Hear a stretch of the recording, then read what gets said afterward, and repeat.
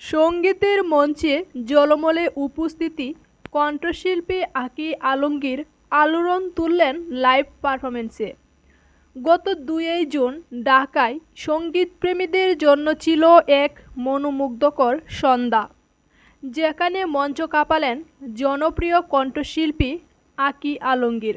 লাল শাড়ি ও জমকালো গয়নায় সেজে তিনি মঞ্চে উপস্থিত হলে দর্শকদের চোখ আটকে যায় তার ওপর।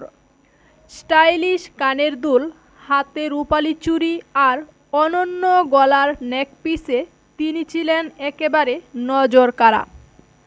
মাইক্রোফোন হাতে নিয়ে প্রাণবন্ত পরিবেশনায় তিনি মুগ্ধ করেন শ্রোতাদের। তার কণ্ঠের জাদুতে মঞ্চে তৈরি হয় এক রোমাঞ্চকর আবহ। একাধিক জনপ্রিয় গান পরিবেশন করে তিনি জয় করেন দর্শক ও শ্রোতাদের হৃদয়।